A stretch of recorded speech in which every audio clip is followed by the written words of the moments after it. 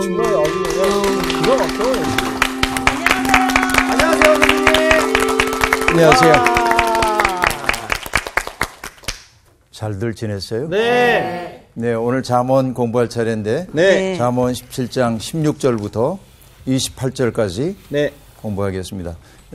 상훈 씨부터 좀 읽어주세요. 네. 미련한 자는 무지하고는 손에 값을 가지고 지혜를 사려함은 어찌민고, 친구는 사랑이 끊어지지 아니하고 형제는 위급한 때를 위하여 낳느니라. 지혜 없는 자는 남의 손을 잡고 그의 이웃 앞에서 보증이 되느니라. 다툼을 좋아하는 자는 죄가를 좋아하는 자요, 자기 문을 높이는 자는 파괴를 구하는 자니라. 마음이 굽은 자는 복을 얻지 못하고 혀가 패역한 자는 재앙에 빠지느니라. 미련한 자를 낳는 자는 근심을 당하나니 미련한 자의 아비는 낙이 없느니라. 마음의 즐거움은 양약이라도 심령의 근심은 뼈를 마르게 하느니라. 악인은 사람의 품에서 뇌물을 받고 재판을 굽게 하느니라. 지혜는 명철한 자 앞에 있거늘 미련한 자는 눈을 땅 끝에 두느니라. 미련한 아들은 그 아비의 근심이 되고 그 어미의 고통이 되느니라. 의인을 벌하는 것과 귀인을 정직하다고 때리는 것은 선하지 못하니라. 말을 아끼는 자는 지식이 있고 성품이 냉철한 자는 명철하느니라. 미련한 자라도 잠잠하면 지혜로운 자로 여겨지고 그의 입술을 닫으면 슬기로운 자로 여겨지느니라. 네. 오늘 수업 잠언 35강 마음의 즐거움은 양약. 오늘 본문 말씀도 특별한 내용의 구조를 가지고 어떤 목표를 향해서 가고 있는 이야기는 아니고 단편적으로 우리에게 삶에 대한 가르침을 주고 있죠. 네. 오늘 우리가 첫 번째로 보게 되는 16절은 미련한 자는 무지하다. 어떻게 보면 동어 반복적인 얘기입니다. 미련한 자가 미련하죠. 지혜로운 자가 지혜롭고. 그렇죠. 그렇죠. 굉장히 동어 반복적인 이야기처럼 들립니다. 그렇죠? 그러면서 뭐라고 말하냐면 그들의 무지함은 무엇 때문이냐. 손의 값을 가지고 지혜를 사려 함은 어찌민고. 그러니까 뭐가 미련하다는 거예요. 여기에서. 돈을 내고 지혜를 살 수 있다고 생각하는 거. 이것이 미련함이다. 그렇게 얘기하고 있네요. 네. 여러분 사실은 우리가 지식과 지혜를 나누죠. 네. 지식이라고 하는 것은 객관적인 정보를 많이 모아서 알게 되는 거. 이런 게 지식일 겁니다. 네. 네. 근데 지식이 많아도 지혜가 없는 사람들이 있거든요. 맞습니다. 그렇죠. 그런데 지식이 없어도 타고난 지혜가 있는 분들도 있습니다. 네. 사실 지식은 돈이 많으면 좀 많이 얻을 수 있죠. 네. 뭘 하면 돼요? 교습소에 가서 배우기도 하고. 그렇죠. 내가 원하는 선생님 찾아가서 비용을 내고 배울 수도 있어요. 네. 그러나 참 묘한 게 지식은 배울 수 있으나 지혜는 배워지지 않아. 맞아요. 그렇죠. 왜 그럴까요? 지혜가 배워지지 않을 까닭은. 지식은 나의 머리를 잘 사용하면 돼요. 네. 그런데 지혜라고 하는 것은 나의 온몸을 투입하지 않으면 얻을 수 없는 겁니다. 나의 존재 전체가 투입되어야만 지혜로워질 수 있는 거거든요. 네. 그렇죠. 그래서 성경이 그 이사야 선지자가 이런 말씀하십니다. 오호라 너희 모든 목마른 자들아 물러나오라. 돈 없는 자도 오라. 너희는 와서 사 먹되 돈 없이 값 없이 와서 포도주와 젖을 사라 하고 말합니다. 네. 자, 목마른 사람, 돈 없는 사람 모두가 다 오래요. 네. 근데 돈 없어도 괜찮아. 값을 지불하지 않아도 괜찮아요. 그냥 얻을 수 있어. 지혜는. 네. 근데 지혜를 얻기 위한 전제 조건은 뭐냐? 목마름입니다. 정말로 내가 그걸 얻고 싶은 마음이 있어야 돼요. 지혜는 목마름을 통해 얻는 거지. 그렇죠? 돈을 지불함으로 얻을 수 있는 것은 아니다 하는 얘기예요. 근데 지혜라고 하는 게 목마름으로 얻는다고 얘기를 했는데 결국 인생의 지혜라는 게 어떤 걸까요? 어떤 게 지혜일까요? 내가 지혜를 얻는다고 할 때 네. 대답하기가 참 어렵죠. 네, 쉽지 않아요. 간단하게 얘기합시다. 네. 나를 더 나은 사람이 되게 하는 것이 지혜예요. 그렇죠. 네. 지식은 내가 조금 더 유능한 사람이 되도록 만든다면 네, 네. 지혜는 나의 존재가 조금은 더 나아지도록 만드는 게 지혜라고 볼 수 네. 있죠. 그러니까 그건 돈으로 살 수가 없어요. 누군가가 대신해 줄 수가 없어요. 나 스스로 결단하면서 얻어야 하는 것이죠. 나의 전 존재를 투입해야 돼. 그러면 지혜는 우리에게 어떻게 또 찾아올까요? 그거는 나의 옛삶의 관습적인 삶의 길에 매여 있는 사람은 지혜롭기 어려워요. 네. 그렇죠. 네. 그래서 영웅들의 이야기를 보더라도 영웅들이 어떨 때 영웅이 되냐면 꼭 집을 떠납니다. 익숙했던 삶의 자리에서 떠나도록 돼 있어요. 네. 집을 떠난 자리에서 그들이 마주치는 것들이 뭐죠? 많은 시련들을 그쵸. 겪어요. 네. 그렇죠. 네. 그러니까 집을 떠나고 시련들을 겪고 겪은 시련을 통해서 성장해서 돌아옵니다. 네. 이게 영웅담들의 핵심적 요인이라고 볼 수 있겠죠. 네. 그러니까 지혜를 얻는 삶도 똑같습니다. 나의 관습적인 삶의 방식, 생각하는 방식 이런 것들로부터 벗어나서 네. 자꾸만 다른 세계를 향해 나아가야 돼. 발전된 미래로. 그죠? 네, 네. 그래서 여러분 헬만 헤세의 데미안이라고 하는 데미안 네. 그 네. 책에 보면 이런 얘기가 나옵니다. 새는 알은 하나의 세계다. 알은 하나의 세계래요. 그런데 새는 알을 깨고 나옵니다. 네. 그렇죠. 알 속에 안온하다고 그 속에 있으면 그 새는 죽은 거예요. 네. 그러니까 깨고 나와야 돼. 그렇죠? 그리고 뭐 그 새는 아프락사스에게 날아간다 하고 얘기하는데 그건 놔두더라도 알은 세계고 새는 알을 깨고 나와야 하는 거죠. 네. 그러니까 나에게 익숙하던 세계를 자꾸만 떠나고 그것이 시련일지라도 네. 겪어냄을 통해서 인간은 성장한다 하는 얘기. 바로 이게 지혜를 얻는 거예요. 네. 미련한 자는 그런 지혜를 얻을 생각이 별로 없어요. 다만 돈 가지고 할 수 없나? 이렇게 생각한다는 거예요. 그건 네. 무지한 거다. 네. 그렇게 얘기되네요. 그 다음 17절 보면 친구는 사랑이 끊어지지 아니하고 형제는 위급한 때를 위하여 낳느니라 이렇게 말합니다. 여러분 친구라고 하는 것은 어떻게 맺어지죠? 여러분 세상엔 두 종류의 만남이 있어요. 네. 만남하면 네. 첫 번째는 어떤 만남이 있냐면은 주어진 만남. 주어진 만남. 그죠? 네. 네. 내가 선택하지 않았는데 주어졌어요. 네. 부모와 자식 간의 관계. 그렇죠. 형제 자매의 관계. 네네. 이런 것들은 주어진 관계입니다. 근데 살다 보면 또 다른 관계들이 있습니다. 그죠? 이게 뭐냐면 택한 만남. 관계입니다.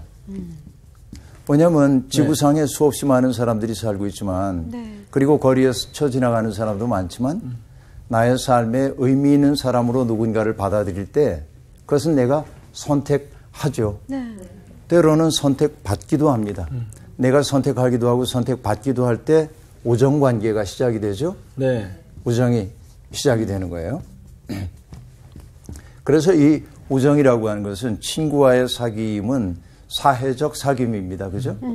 그런데 이 형제 자매는 아까 주어진 것처럼 이것은 주어졌기 때문에 네. 우린 이 꼭 지켜가야 하는 것을 천륜이라고 얘기하죠. 부모 자식의 관계, 형제 자매의 관계.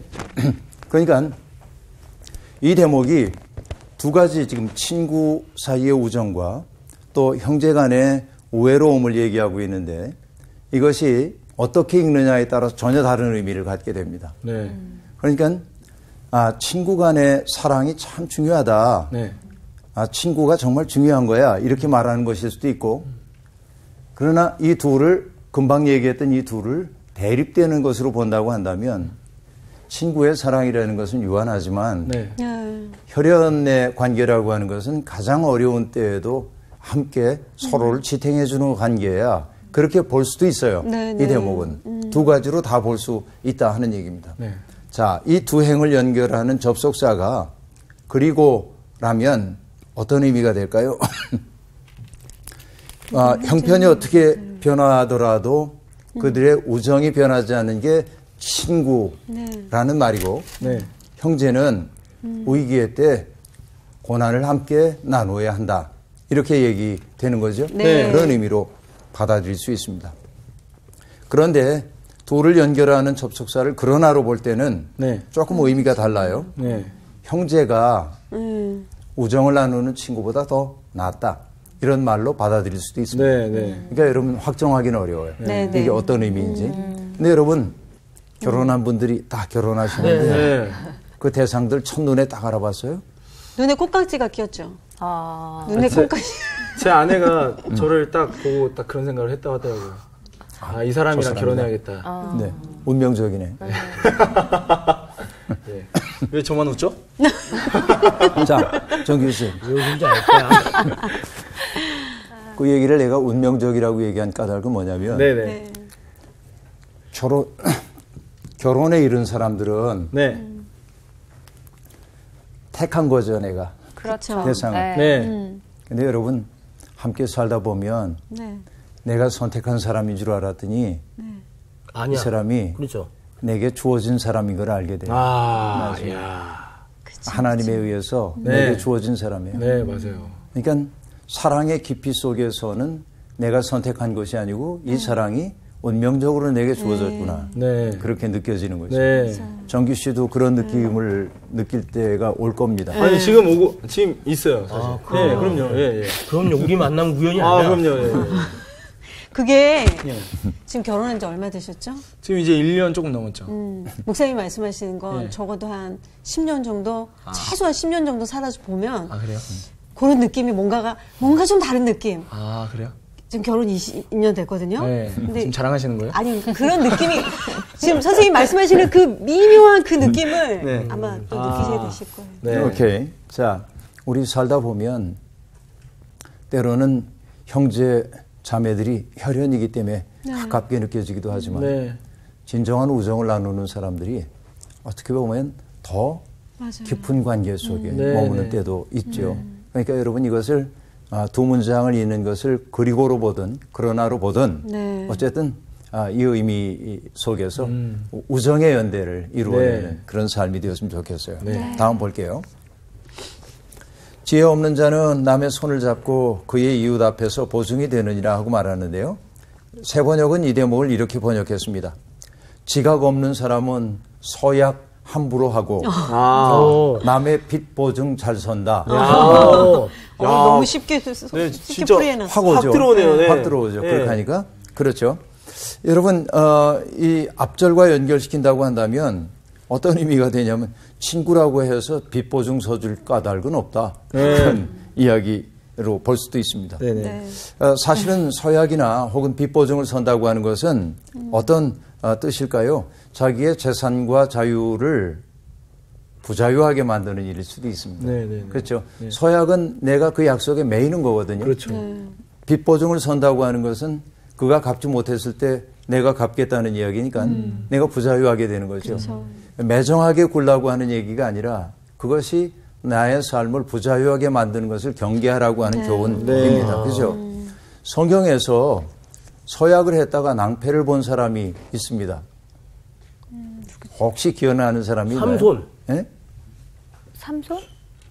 삼손이 뭔 희숙이 아니에요? 희숙이 했는데. 지금 상훈 씨가 뭔가 번뜩했는데 오늘 1%가 약간씩 빗나가긴 하는데. 네. 삼손이 1% 지나갔으면 네. 삼촌 아니에요, 삼촌? 네. 삼촌? 네. 사사기에 등장하는 인물인데 사사기요? 입다라고 하는 있다. 입다 기억나죠? 먼저 오는 사람 바치겠다고. 그렇지. 입다라고 하는 사람이 있는데 어떤 얘기냐면 길르앗이라고 하는 사람의 적자가 아니라 서자인 입다는 적자들에게 늘 그러니까 친아들들에게 네. 좀 박해를 받았던 것 같아요. 그래서 고향을 떠나서 다른 곳에 가서 살게 돼. 돛당이라고 하는 곳에. 그런데 길르앗 땅에 암몬 족속이 쳐들어옵니다. 네. 그러니까 막아낼 힘이 없어요. 근데 입다는 아주 그 힘이 장사였던 네, 모양이에요. 그렇죠. 전략가이기도 하고. 네. 그러니까 길르앗의 장로들이 입다를 찾아가서 부탁해요. 우리를 위해서 좀 막아달라. 막아달라고. 네. 그러니까 입다는 당장 응할 생각이 없습니다. 네네. 그러자 길르앗 장로들은 아주 급하니까 네. 막아주면은 너를 우리 수장으로 삼겠다고 네. 그렇게 얘기합니다. 그래서 입다는 암몬과의 전투에 나가요. 그런데 입다가 전쟁에 나가기 전에 하나님 앞에 서약 하나 합니다. 네. 뭐라고 하냐면 누구든지 내가 전쟁에서 승리하고 돌아올 때 내 집 문 앞에서 나와서 나를 영접하는 그는 여호와께 돌릴 것이니 내가 그를 번제물로 드리겠나이다. 그렇게 말합니다. 네. 뭔가 지금 불안하다 지금. 불안해. 그러니까 맞아요. 내가 전쟁에 승리하고 돌아올 때 내 집 문 앞에서 나를 영접하러 나오는 사람 첫 번째 사람을 번제물로 바친다. 그런데 여러분 전쟁에 승리했어요. 네. 그리고 기쁜 마음으로 집으로 돌아오는데 네. 외동딸 입다가 나오는 거예요. 아유 참. 응? 아빠를 맞이하기 위해서. 그러니까 어떻게 해요? 눈물을 머금고 네. 이제 바쳐야 하는 거죠. 네. 근데 입다는 나이도 아직 젊었고 한참 때인데 세상 떠나야 하니까 그건 뭐예요? 자기의 삶과 의사와 아무 관계없이 아버지의 서약 때문에 죽을 수밖에 없게 네, 되죠. 네. 그래서 여러분 입다가 그렇게 얘기합니다. 2달 말미를 주십시오. 내가 처녀로 죽는 것을 애통해하며 네. 친구들과 함께 애곡하겠습니다. 그래서 딸도 2달이 지난 다음에 입다의 딸, 이름도 알려지지 않은 입다의 딸은 번제물로 바쳐지죠. 끔찍한 일입니다. 그래서 여러분 이스라엘의 딸들이 해마다 입다의 딸을 위해서 나흘씩 애곡하는 의식이 있어요. 지금도요? 지금도 하는지는 모르겠어요. 예. 네, 고대 세계에 그랬다 하는 얘기입니다. 그러니까 이건 뭐냐면 그렇게 이름도 없이 희생당해야 했던 네. 전쟁 때 이름도 없이 희생당해야 했던 사람들의 죽음을 입다의 딸을 통해서 우리에게 함께 그 고통을 함께 나누자고 얘기하는 거죠. 그렇죠? 그러니까 어쨌든 서원을 함부로 딸을 그렇게 바칠 수밖에 없었던 아버지의 마음. 전쟁엔 승리했지만은 사는 게 사는 것 같지 않았을 거예요. 네. 한숨 소리가 깊이 공감하는 딸을 했다니까. 아니 그러니까요. 아니 형님 좀 그런 마음 좀 있지 않았어요? 나 그런 말 있다 없다. 이 형 참 없다. 귀여우셔. 아, 참. 입다 없다. 정말 아재 센스 개그야 있어요. 그거. 네. 네, 그 다음 대목 볼까요? 네. 네. 다툼을 좋아하는 자는 죄과를 좋아하는 자요. 이렇게 말하는데 죄과라는 게 죄의 열매니까요. 네. 다툼을 좋아하는 사람은 벌 받는 것을 좋아한대요. 그런 뜻입니다. 네. 또 자기 문을 높이는 자는 파괴를 구하는 자니라 하고 말하고 있습니다. 자, 여러분 이 대목 보세요. 다툼을 좋아하는 사람, 우리말 속담에 이런 사람에게 꼭 붙이는 말 하나 있는데 뭐죠? 사나운 개, 사나운 개? 콧등아물 날 없다. 우리 아무도 그러죠. 모르나 처음 봐. 듣는 얘기지만 처음 들어봤어요. 있다 없다? 있다. 예. 정말 처음 들어봐요. 이런 말. 사나운 네, 게 네. 저는 콧등 아물 날 없다. 콧등 아물 날 없다. 들어봤습니다. 들어봤어요? 들어봤어요. 네. 지금 들어봤다고? 예. 이런 속담을 모르는구나. 어. 네. 사나운 개 콧등아물 날 없다. 네. 이런 말 있죠. 그러니까 다투기를 좋아하는 사람은 늘 어려움을 겪어요. 네. 왜냐하면 생각해 보니까 저는 이런 생각이 들어요. 내가 상훈 씨와 다투거나 상훈 씨를 비난하기 위해서는 내가 먼저 뭘 해야 되냐면 내 마음 뼈축하게 만들어야 돼. 네. 누굴 비난하는 마음은 그렇죠. 그렇죠. 여러분 그 뼈축한 마음은 자기도 찌르도록 되어 있습니다. 네. 그러니까 여러분 화 잘 내는 사람 보면 자기 속에 평화가 없어요. 맞아요. 남과 늘 대립하는 사람들을 보면 항상 자기 상처가 많은 사람들. 맞아요. 그렇죠. 네. 그러니까 화 잘 내는 사람 앞에 화나게 만드는 사람이 있는 게 아니라 자기가. 자기 속에 있는 화, 자기 속에 있는 상처 때문에 화를 잘 내. 그렇죠. 그러니까 싸우는 사람들이 되게 그런 거예요. 여러분 이렇게 늘 누구와 다투는 사람들을 바라보면서 우리 속담, 요즘은 잘 쓰지 않는 속담이 있는데 이런 말이 있어요. 사나운 팔자는 불에도 타지 않는다. 사나운 팔자는 불에도 타지 않는다고요? 불에도 타지 않는다. 이런 속담이 무섭다. 무서워. 그런 속담이 있어요. 옛날 그 어른들의 지혜는 끝이 없어요. 네. 그렇게 말하고 있어요. 그 다음에 자기 문을 높이는 자는 파괴를 구하는 자니라 하고 말합니다.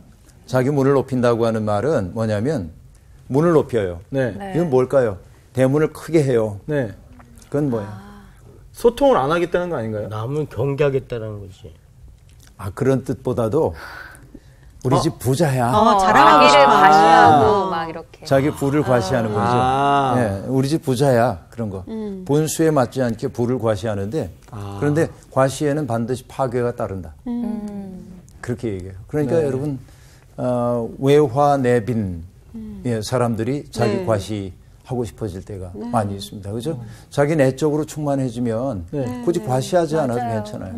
그래서 보면 내가 오랫동안 살면서 경험한 건 어떤 사람은 굉장히 똑같은 어떤 일을 겪어도 부드럽게 잘 넘어갈 수 있어요. 근데 어떤 사람은 그걸 참지 못합니다. 왜 그런가 보면 자기 속에 따뜻함이 있고 자기에 대한 긍정할 수 있는 능력이 있는 사람은 웬만한 것들은 쑥 받아 안아요. 그러나 그렇지 않은 사람들은 누군가가 뭐라고 얘기하면 즉각 반응. 네. 합니다. 네네. 공격합니다. 네. 딱 하죠. 어떻게 보면. 그래서 정말 중요한 것은 뭐냐. 자기를 높이지 않는 거예요. 여기에 대문만 높이는 게 아니라 우리는 나를 높이면서 살잖아요. 맞아요. 근데 그거 하지 말자 하는 얘기.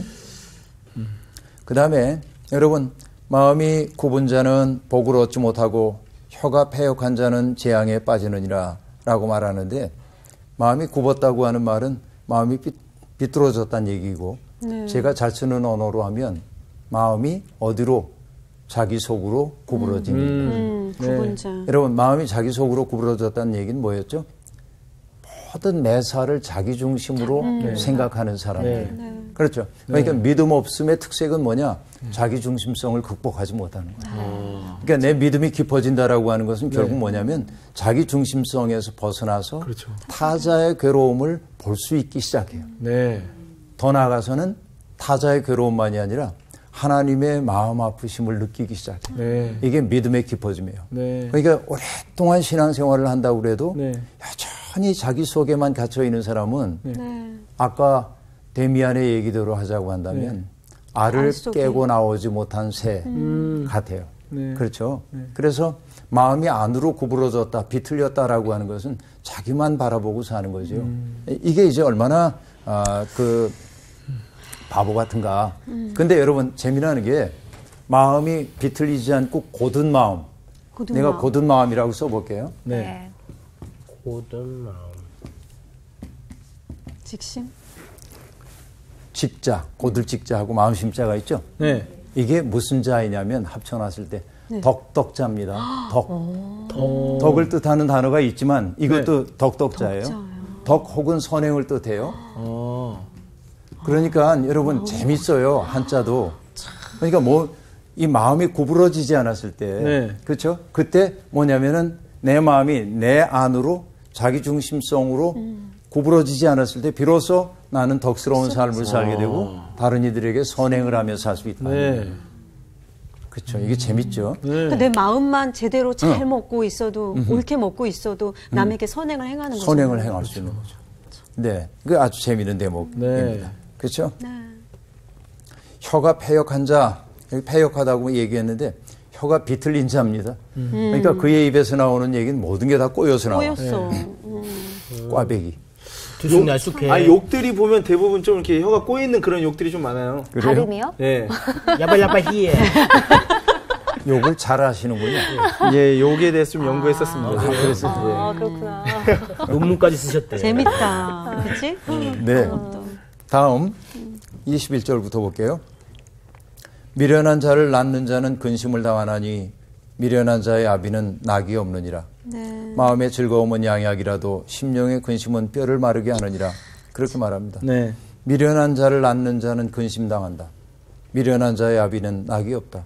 여러분 이 대목 보면서 그렇지 할 일이 아니고 자기 가슴을 쳐야 할 일입니다. 아니 이게 진짜 이 21절이 되게 상상만 해도 힘이 쫙 빠지는 어떤 괜히 죄송하죠.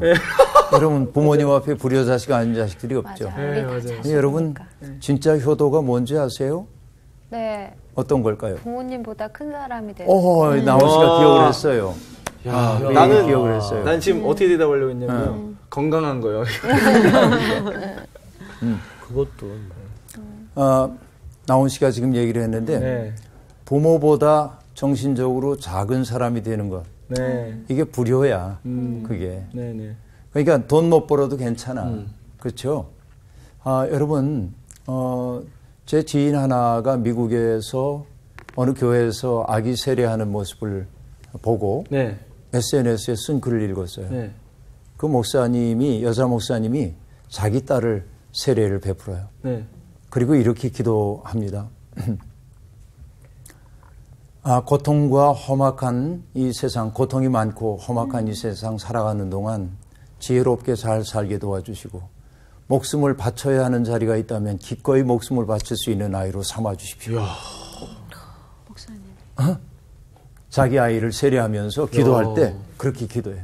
야, 어마어마한데요? 어마어마하죠. 네. 우리는 되게 뭐라고 얘기하죠? 애가 다 잘 되고 네, 복받고 맞아요. 이렇게 하죠. 공부하고 장수하라고 그러고. 장수하라고 그러고 네. 그런 길 있으면 피하게 하여 주시옵소서. 피하게 해주시고 오히려 그렇죠. 네. 목숨을 바쳐야 할 일이 있거든. 목숨을 바칠 수 있는 이게 믿음이에요.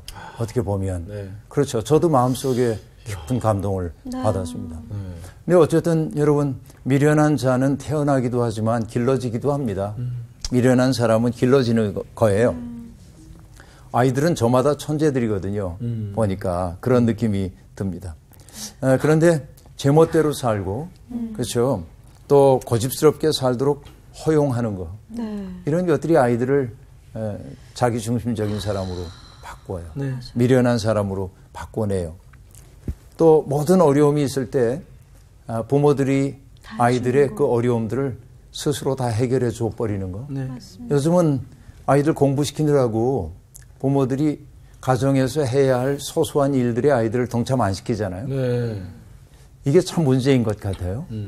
왜냐하면 우리 어렸을 때만 해도 어렸지만 노동력이 없었지만 아이들이 해야 하는 일들이 있었거든요. 네. 가서 뭐 소 끌고 나가서 풀 뜯기는 것도 해야 되고 어떤 때는 솔잎도 긁어 와야 되고 솔방울도 주워 와야 되고 저마다의 일들이 다 있었어요. 또 우리 집 같은 경우에는 토끼를 길렀기 때문에 토끼 풀 뜯어다가 토끼 주기도 해야 되고 때로는 해변에 나가가지고서는 뭐 그 조개 껍질 같은 거 주워다 콩콩콩콩콩콩 찧어서 닭에게 주기도 해요. 그렇게. 도대체 집이 어디에 사셨어요? 해변이 있으시고 토끼도 있으시고. 우리 바닷가에 있어요. 좋은 데 사셨던 것 같아요. 네. 뭐 좋아요. 그래. 좋은 거를 해요. 끌고 다니시고. 네. 자, 그런데 지금은 뭐냐면 맞아요. 공부하라고 얘기하면서 모든 걸 다 부모가 대행해 주는 거예요. 맞아요. 헬리콥터 마음. 헬리콥터 마음이죠. 정말 모든 거. 예. 아이 주변을 돌면서 다 해주는. 결국 그것이 아이를 잘 키우는 게 아니라 오히려 이기적 존재를 만들어요. 공부는 잘하는데 남 알 줄 모르는 자기만 아는 사람. 맞아요, 맞아요. 그 인생의 낭비예요. 어떻게 맞아요. 보면. 그래서 옛날에는 뭐라고 그랬지? 뭐 건강하게만 자라다오 그런 거 있었잖아요. 전 진짜 그렇게 했어요. 배구장이라도 좋다. 네네. 건강하게만 자라다오 그랬는데 지금 뭐냐면 뭐 아무것도 못해도 괜찮다. 공부만 잘해다오 이렇게 얘기한단 말이에요. 맞네. 예. 이건 정말 문제예요. 우리 시대에 이건 문제 중에 문제라고 생각해요. 그래서 아이들에게 건강한 노동에 동참할 수 있는 기회를 주고 책임도 줘야 돼요. 네. 그래서 한 가지 저는 그래서 지난주에 한 가지 실천한 게 있어요. 네. 뭐죠? 토요일 날은 두 아이가 아침밥을 차리고 아침밥을 저희는 아빠랑 엄마랑은 기다려주고 둘이 뭐 슈퍼에 가서 뭘 사오고 뭐 이렇게 만드는 거. 그걸 시작했는데 아이들 둘도 너무 재밌어 하고요. 비록 맛은 제가 한 것만치는 아니지만 라면 드신 거 아니에요? 아니에요. 아주 훌륭한 요리를 제가 먹었어요. 근데 되게 둘이 즐거워하면서 그쵸. 막 하는데 물론 아침밥을 굉장히 늦은 시간에 먹었죠. 하지만 기분이 되게 좋고 진짜 좋은 그렇겠다. 방법이더라고요. 아이들도 남자 아이들도 어디 가가지고선 뭐 장작을 팬다든지 애들 하긴 좀 어렵긴 한데 장작이요? 그런 일들을 하게 될 때 굉장히 초등학생들 고학년 정도 되면 할 수 있어요. 그러면은 굉장히 스스로에 대한 자부심이 생깁니다. 이런 일들 이게 이제 필요해요. 여기 우리 너무 오래 머무르는데 그다음에 마음의 즐거움은 양약이라고 얘기하는데 심령의 근심이 뼈를 마르게 한다고 얘기하는데 심령의 근심은 뭐냐? 기가 죽은 거예요. 기가 죽으면 여러분 뼈가 마른다 하고 얘기합니다. 근데 여러분 정말 마음의 그 즐거움이 양약이라고 얘기하는데 기쁨은 어디에서 올까요? 기쁨은 어디에서 올까요? 진리에게서 오죠. 정규 씨의 딸 이름이 진리인데 진리에게서 오는데 여러분 빌립보서에서 이런 말이 나옵니다. 주 안에서 항상 기뻐하라. 내가 다시 말하노니 기뻐하라. 빌립보서 4장 4절인데요. 어떨 때 기뻐할 수 있냐면 이게 참 비결인데 자기의 삶을 감사의 렌즈를 끼고 바라볼 때 기뻐할 수 있어요. 그렇죠. 그래서 여러분 생이 어려울 때마다 내가 감사해야 할 게 뭐지? 하나하나 꼽아보다 보면 내 마음속에 어둠이 쓰러지는 걸 느껴요. 맞아요. 습관적으로 해야 돼. 내가 감사해야 하는 일이 뭐지? 이걸 돌아봐야 돼. 그 다음에 기뻐할 수 있을 때 누구냐면 내가 누군가를 전폭적으로 사랑하거나 누군가를 보살펴 줄 때 내 속에 기쁨이 와요. 그렇죠. 친밀한 관계. 그러니까 저 사람이 왜 나를 보살펴 주지 않지? 그럴 땐 불만스러운 마음이신가요? 그러나 아무런 보상을 바라지 않고 내가 누군가를 돌봐주거나 사랑할 때 내 속에 힘이 생기는 걸 경험하게 되죠.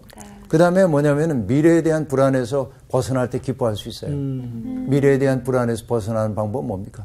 내 삶을 주님께 맡기는 거지.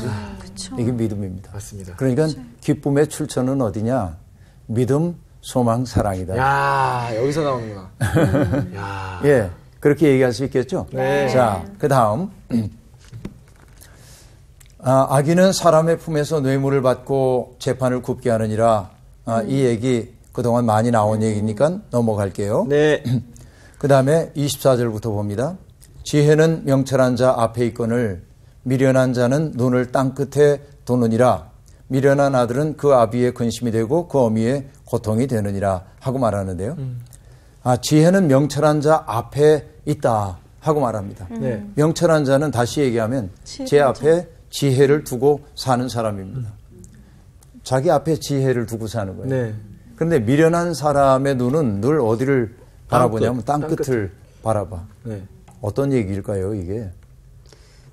자, 어떤 얘기냐면 이런 겁니다. 어떤 시골 아가씨가 집에서 기른 닭이 낳은 알을 시장에 팔러 가기 위해 이렇게 이고 가면서 상상하는 거예요. 그러면서 이걸 팔아가지고 나는 조금 더 팔아서 염소를 사고 염소를 키워서 새끼를 낳게 해가지고선 키워서 소를 사고 뭐 막 꿈을 꾸어요. 그게 너무 이제 흥겨워요. 너무 행복해요. 상상만 해도. 근데 앞에 아주 동네 아저씨가 오는 걸 보고 해피한 나머지 아저씨 안녕하세요. 마음 아파. 마음 아프죠? 네. 예. 어떻게? 그런 거. 다 깨졌지. 깨졌어. 뭐 어떻게 하겠어. 삶은 다 이걸. 네. 근데 어쨌든 그 얘기는 뭐 적절한 비유는 아니었지만 미련한 사람들은 포부만 키우다가 먼 곳에 있는 포부만 키우다가 눈앞의 일을 소홀히 해요. 이게 이제 미련한 사람들의 삶의 모습이라고 볼 수 있습니다. 이 구절이 우리에게 알려주는 바는 뭐냐면 한 걸음을 충실하게 내딛는 게 참 중요하다. 내 한 걸음 앞을 충실하게 살아가야 해요. 물론 내가 내다 걸어가야 할 지향점은 바라봐야 하지만 그러나 한 걸음 앞을 충실하게 딛는 게 잘 사는 길이다. 여러분 시카고에 가면 거기에 아트 인스티튜트라고 하는 데가 있어요. 뮤지엄입니다. 그 박물관이죠. 거기에 가면 큰 그림 한 점이 있어요. 조르주 쉐라라고 하는 사람의 그림인데요. 그랑자트 섬의 일요일 오후. 그런 거 어떻게 다 외우고 계시죠, 우리 선생님? 근데 아니 그 뮤지엄 가서 그 그림이 보였다는 게 나는 너무 신기해요. 아니, 난 저 이름을 외우고 있다는 게 너무 그 그림이 뭐냐면은 그 그림이 점묘법이라고 하는 화풍 그림인데 점을 하나하나 찍어가지고 그렸는데 그림 크기가 얼만큼 되냐면 가로 4m, 세로 2m 68. 그걸 다 점으로요? 대작입니다. 어마어마하죠. 그걸 점으로 다 찍어가지고 그래요. 지금 거의 이 세트만한 어떤. 그러면 여러분 어떨까요? 그 그림을 그리기 위해 얼마나 많은 점을 찍었을까요? 점을 찍고 또 찍다가 물러서가지고 또 보고 또 그림 보고 네. 그렇게 그렸겠죠. 네. 그 그림 정말 좋거든요. 그 대작을 보는 게 우리 인생도 그런 것 같아. 인생은 당장 잘 안 드러나요. 네. 내 형태가. 그러나 하루를 충실하게 살아내야만 나의 인생 전체가 형태를 갖추도록. 야, 멋있다. 그렇죠.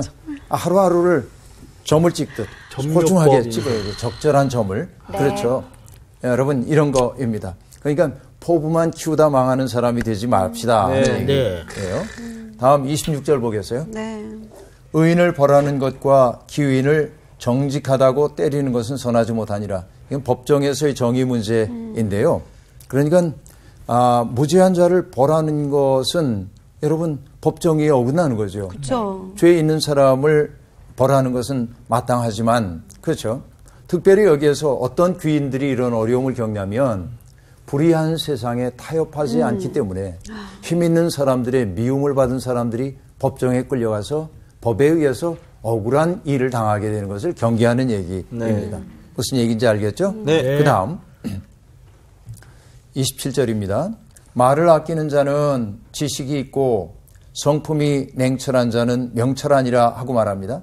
말을 아끼는 사람은 말을 삼갈 줄 아는 사람이죠. 신중하게 말하고 사려 깊게 말하는 사람입니다. 성품이 냉철하다고 하는 건 뭐죠? 자기 속에서 일고 있는 격정을 노를 줄 아는 사람, 절제할 줄 아는 사람입니다. 그는 흥분하지 않고 말하는 사람이에요. 이런 사람이 명철하다고 말합니다. 네. 그런데 여러분, 내가 말은 잘 못해요. 근데 여기 이렇게 얘기해요. 미련한 자라도 잠잠하면 지혜로운 자로 여겨지고 그의 입술을 닫으면 슬기로운 자로 여겨지느니라. 여러분, 미련한 자의 침묵은 네. 그의 무지가 드러나지 않는데요. 네. 때로는 침묵이 열변보다 더 많은 말을 할 때가 있습니다. 네. 여러분, 저지 코진스키라고 하는 소설가가 있어요. 그 소설가의 책 가운데 어느 정원사의 외출이라고 하는. 들어본 것 같아요. 네, 저 들어봤어요. 들어봤어요? 네. 네. 아마 나한테 들어봤겠지. 그랬을 거예요. 네. 근데 그게 뭐냐면 원래 제목은 Being There, 영어로 그렇게 되어 있어요. 예. 네. 근데 어느 정원사가 한 노인의 집에서 어릴 때부터 자라면서 네. 정원일 돕는 걸 해요. 네. 근데 이 정원사는 세상과 한 번도 만난 적이 없어요. 네. 담장 높은 집에서 정원만 갖고 왔기 때문에. 네. 그래서 늘 텔레비전을 바라보면서 이렇게 세상을 알았어요. 네. 근데 노인이 세상을 떠나자 네. 이 사람이 정원사가 쫓겨납니다. 세상 일 아무것도 모르잖아요. 네. 아무것도 알 수가 없어요. 그래서 세상을 어떻게 살아가야 하는지 모르게 되는데 여러분 이 우연한 교통사고를 만나게 돼요. 그래서 교통사고를 낸 사람이 자기 집에 데려가요. 그러다가 그가 대통령의 친구였는데 함께 얘기를 하다 보니까 이 사람이 어떤 얘기를 하냐면 나무가 건강하게 자라려면 뿌리가 튼튼해야 하죠. 정원이를 했던 경험 가지고 얘기하니까 네. 맥락이 없는 그런 얘기를 하는 이 사람을 보고 대통령이 지혜자구나. 현자가 나타났다. 지금 현자? 네. 아주 현명한 사람이 지금 네네네. 나타났구나. 그래서 사람들이 어려운 일이 있을 때마다 찾아와가지고 자꾸 물어요. 어떻게 하면 좋을까요? 그럼 정원일에 빗대가지고 늘 얘기를 하는 현자로 등장합니다. 재미있는 소설이에요. 저지 코진스키라는 사람의 말인데 여러분 어쨌든 여러분 말을 많이 하는 것보다는 덜 하는 게 좋다는 얘기고요. 우리가 욥기에서도 욥이 나중에 하나님 앞에 그렇게 얘기하죠. 무지한 말로 이치를 가리우는 자가 누구입니까? 우리가 모르는 게 훨씬 더 많거든요. 아는 것보다. 그렇기 때문에 무지의 지, 내가 무지하다는 사실을 아는 것이 가장 현명해요. 이건 누구의 얘기입니까? 소크라테스. 그렇죠. 내가 아테네 사람들 가운데 지혜롭다고 여겨지는 까닭은 뭐냐? 내가 무지한 자라고 하는 사실을 알기 때문이야. 그렇죠. 그러니까 내가 무지하기 때문에 뭐 해야 돼? 배우려는 마음이 있는 거겠죠. 여러분 어쨌든 늘 이런 겸손한 마음으로 세상 살면 좋겠고 오늘 우리 첫 시간 첫 그 대목부터 얘기했던 거 상우 씨 마음의 즐거움은 양약입니다. 그 양약 많이 드시고 잘 회복하시길 바랍니다. 수업 마칠게요. 고맙습니다. 감사합니다.